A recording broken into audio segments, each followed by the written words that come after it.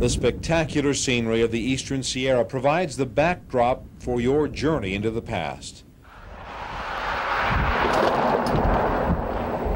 Where the pavement ends, the Old West begins, on the road to Bodie. Miners came here in 1859 to make their fortunes in gold from these hills, but today you'll have to pay a little. Hi, welcome to Bodie. Thank you very much. It costs $5 to come in. Right. If you're interested, we also sell a brochure for $1. The old mining town is now a state park that draws a mother lode of close to 250,000 visitors every year.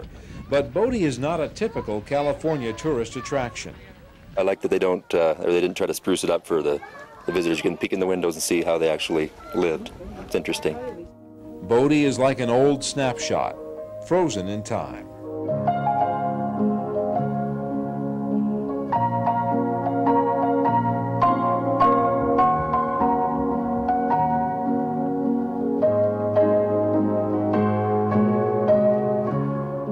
The biggest deal is a uniqueness of Bodie.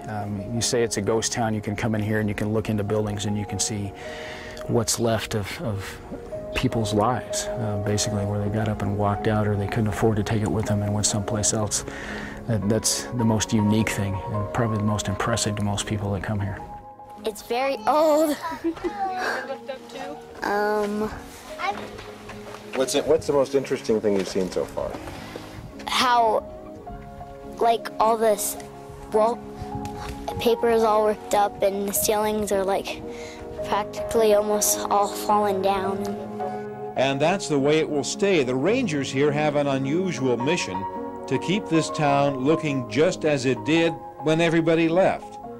They call the process arrested decay. Arrested decay would mean that if a siding board falls off of a building, we nail the original board back up. We don't get a new one. But if that old board is no longer will hold together, then we're stuck. We have to put up a new one. So it's a compromise principle.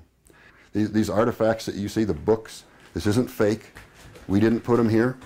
We didn't sprinkle that dust on them. All this stuff was here. This is not Hollywood. This is not fake. This is the real thing. And nowhere does the feeling of history come alive better in Bodie than in the old general store. This particular building is like a time capsule. The two sons of Harvey Boone closed this sometime around 1900, and they shuttered up the windows, and they said, we'll come back when times get better. Times didn't get better, and they didn't come back. They left all the goods right in the store, like a time capsule. So we want to have the real thing here for them. We want them to be able to look in these windows and see the everyday stuff of life as it was left here when this town was abandoned. And by and large, they can do that. This is maybe the best place in the country where they can do that.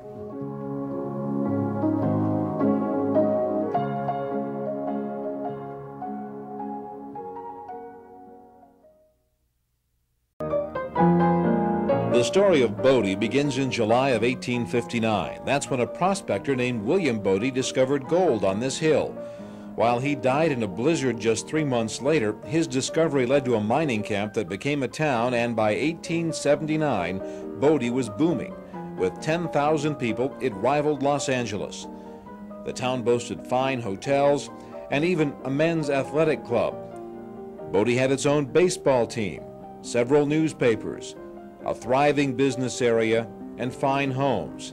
This was the house of Eli and Lottie Joel. Eli, the town butcher, Lottie, a former prostitute who was never accepted by the proper townsfolk. And they lived pretty much of a lonely existence in this house. He spared no expense. You can't tell right now from the shape of everything, but he spared no expense on wall coverings, floor coverings, furniture. He bought the best for his love of his life, Lottie Joel. The real romance of Bodie lies in the stories of its rowdy past. Well, they called it the wildest camp in the West, and the last of the old-time mining camps. This is one of the last remaining saloons in Bodie. At one time, there was about 65.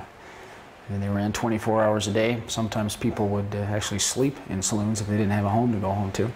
This is a roulette table. Still in pretty good shape, really. It might be a little bit out of balance, but it still runs very smooth. I used to talk about a killing a day in Bodie, and a lot of the shootings began in saloons. And those that did the shootings, if they were caught, ended up here in the Bodie jail. The bunks are stacked 3 and 4 high. You have maybe 6 foot by 8 foot space. And any restroom facilities are basically a bucket in a corner.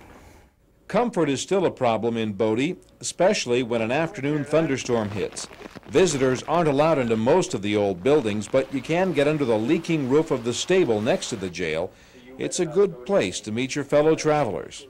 You folks hear about Bodie? We wrote it in the guide. You read it? Yeah, yeah. You read about it here or in Belgium? It's a French guide. It's a French guide. Yeah. About all American. So we see that it's very interesting to come here to visit the old cities. Half of the more than 200,000 visitors who come to Bodie every year come from Europe. Germany, France, and Belgium lead the list. No matter where you come from, though, it's the lure of the Old West that draws you to Bodie. We love history, so that's why we got our little tour guide. We're reading as we go along, just to tell them, you know, just how things were and maybe get a little more appreciation of how things are. While there's plenty to see in Bodie, it's a shock when you learn this is less than 5% of the original town. All that's left of the bank is the vault. It and most of the rest of the town was destroyed by a massive fire in 1892. The fire came as the mines of Bodie began to play out. The miners who made this town started to leave, and by the early 1900s the population was dropping quickly. Still in 1904, as this flyer tells us, the Oddfellows Lodge was having an optimistic recruiting drive. This is a ticket to get 400 new members to Oddfellows by April 1st. It says you must get one. But without the mines, there was little to build a town on, and eventually along came the tourists. Actual tourism that we know of started in the late, maybe about 1950, and we do have a newspaper that said that they were touting Bodie as a ghost town even that early.